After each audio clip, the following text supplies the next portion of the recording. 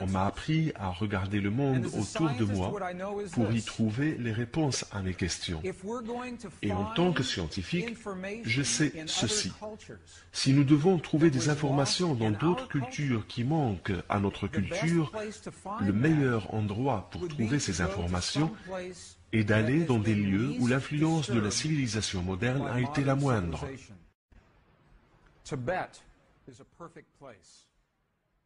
C'est le cas du Tibet, par exemple. En 1998, j'ai eu l'occasion de me rendre pour la première fois au Tibet. C'est une terre où le climat est extrême. Certains endroits situés à plus de 5000 mètres au-dessus du niveau de la mer sont complètement arides. Et aux moines du monastère, nous leur poserons des questions au sujet de ces connaissances qu'ils possèdent et que nous ne possédons plus.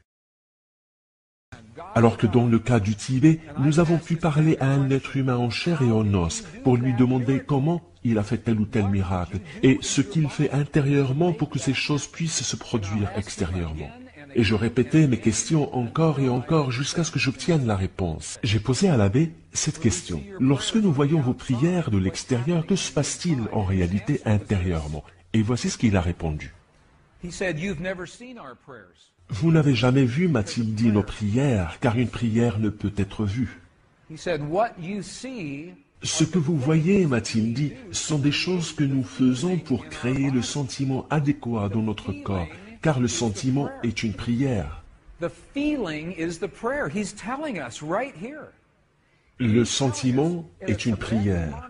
Il a fallu un homme venu d'un monastère tibétain situé à 5000 mètres au-dessus du niveau de la mer dans les montagnes de l'Himalaya pour nous apprendre ce secret qui a été perdu dans notre tradition judéo-chrétienne quand les Écritures ont été modifiées.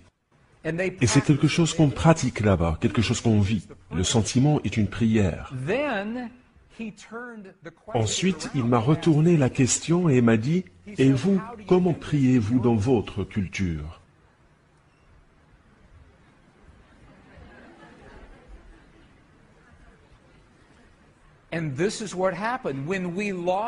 Voici ce qui s'est passé en réalité. Lorsque nous avons perdu les textes, lorsque nous avons perdu les mots de nos textes bibliques qui nous disaient que le sentiment est une prière, nous avons commencé à croire qu'il suffisait de dire des mots pour prier. Qu'il suffisait de dire les bons mots au bon moment de la journée, ou qu'il suffisait de prier un certain nombre de fois par jour pour que la prière soit magiquement exaucée. Et quand nos prières ne sont pas exaucées, nous sommes frustrés et nous pensons que la prière ne marche pas.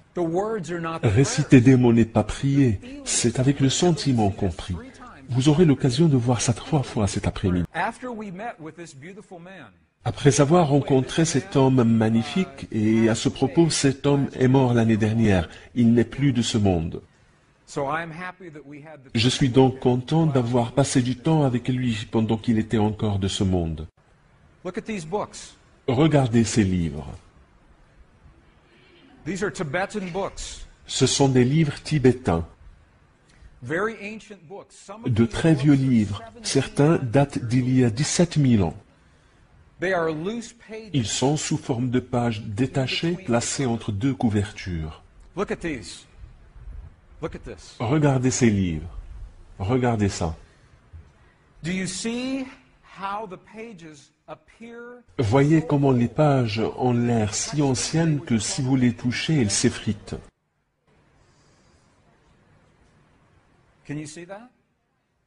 Est-ce que vous voyez ça?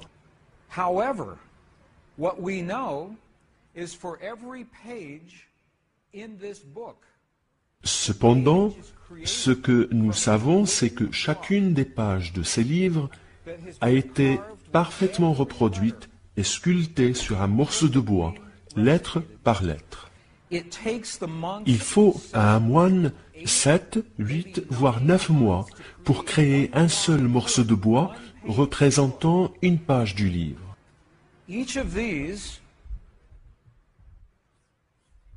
Chacun de ces morceaux de bois que vous voyez ici représente une seule page d'un livre. Et là, vous pouvez lire le titre du livre, le numéro de la page et le nom du chapitre en langue tibétaine. Vous voyez là un moine qui prend un morceau de bois sur lequel il étale de l'encre et met un bout de papier qu'il enroule, et voici ce que ça donne. Un livre flambant neuf, une image flambant neuve. L'information n'a donc pas été perdue, même si ces livres sont très anciens. L'information a survécu. J'ai donc posé la question au moine pour savoir ce qu'il y avait dans ces livres. Il y a absolument tout, m'a-t-il répondu. Que voulez-vous dire par absolument tout, lui ai-je demandé. Nous avons, m'a-t-il dit, le registre de toutes les traditions spirituelles connues à notre monastère. Il a ensuite posé son doigt sur ma poitrine et m'a dit, y compris la vôtre. Nous avons un registre de vos traditions spirituelles. Comment le savez-vous, lui ai-je demandé. Venez, je vais vous montrer, m'a-t-il dit.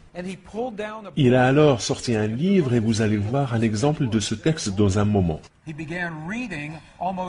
Il s'est mis à lire presque mot pour mot les évangiles des Esséniens qui nous parlent du pouvoir de la pensée et de l'émotion à changer notre monde. Et voici le livre que le moine a sorti. Le sentiment est une prière. C'est ce qui est enseigné dans ces monastères tibétains. Les moines le savent et les nonnes le savent. C'est une chose qu'ils ont pratiquée et enseignée pendant 1700 ans. Le sentiment est une prière, c'est vrai, mais attention, il y a un piège, car il ne suffit pas de ressentir n'importe quel sentiment pour créer l'effet désiré. Rumi a une très belle prière, un beau poème qui nous renseigne sur la nature de ce sentiment. Rumi nous dit, regardez ce qu'il dit. Il dit, au-delà des idées de bien faire et de mal faire, au-delà de ce lieu qui abrite nos jugements sur le bien et le mal, il existe un champ. Et remarquez que Rumi utilisait déjà le mot champ. Il existe un champ où nous nous retrouverons. Quel est ce lieu? Quel est ce lieu dont parle Rumi, qui est au-delà du bien et du mal? Comment appelle-t-on ce lieu? Un lieu au-delà du jugement et de l'ego. Un lieu où surgissent des sentiments qui créent la guérison et les miracles est un lieu qui se trouve au-delà du jugement et au-delà de l'ego. Ce n'est pas quelque chose qui peut avoir lieu dans notre esprit, c'est quelque chose qui ne peut se produire que dans notre cœur. Une partie de mon héritage spirituel vient des Indiens Cherokees, les Cherokees du Sud-Est. Et il existe un mot dans les traditions Cherokee qui signifie l'œil unique du cœur qui est capable de voir ce qui est et non pas les jugements ou les préjugés ou la peur.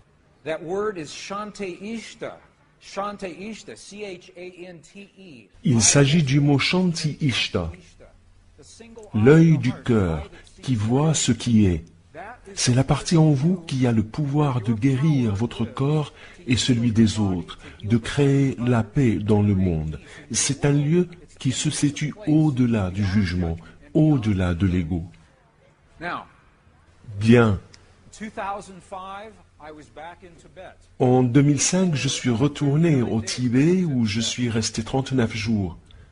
Ça pourrait bien être le titre d'un film, n'est-ce pas? 39 jours au Tibet.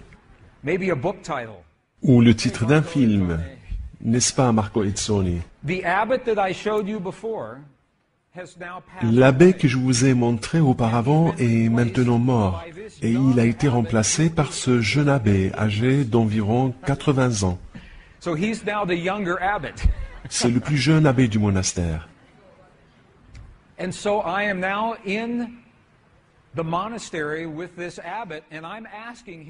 Me voici donc au monastère en train de poser une question à l'abbé.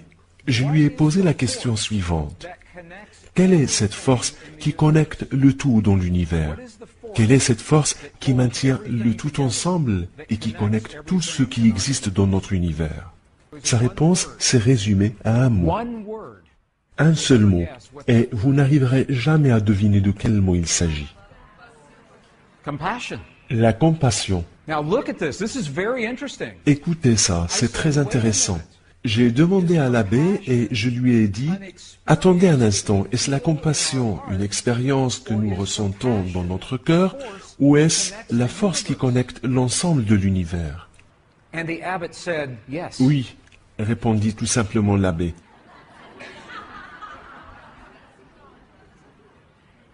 That is a powerful understanding.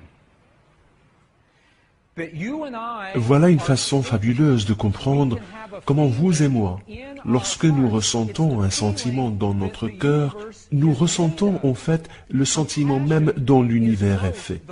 La compassion est aussi bien la force qui connecte que le sentiment que nous ressentons. Et c'est ça qui fait que la compassion est quelque chose de fabuleux. Now our idea of compassion in the West is very Notre conception de la compassion en Occident est très différente de celle des Tibétains. When we think of compassion, we think, Lorsque oh, nous poor pensons person. à la compassion, nous y pensons en ces termes. Et nous disons, ô pauvre homme ou ô pauvre femme, il faut que je l'aide. C'est peut-être un constituant de la compassion. Mais la compassion, dans une plus large mesure, c'est cette capacité de voir le monde tel qu'il est, en faisant abstraction de nos jugements. And that is a lifetime. C'est un travail de toute une vie pour nous tous, et c'est ce que nous sommes en train d'apprendre ici même. Compassion is this force. So the ancient instructions, how do we do this? The instructions are very precise. La compassion, c'est donc cette force. Et les instructions anciennes concernant la façon de procéder sont très précises. Dans les traditions bouddhistes et d'après ce que nous avons vu au Tibet, il est dit, premièrement, pour créer la paix, pour créer des miracles, nous devons faire comme si ces miracles se sont déjà produits, sans jugement, sans ego. And that's hard for the Et c'est Western quelque chose qui est difficile à concevoir pour un esprit occidental. Donc, premièrement, il faut faire ça. Il faut faire comme si nos prières ont déjà été exaucées, sans jugement, sans ego. mind. Okay.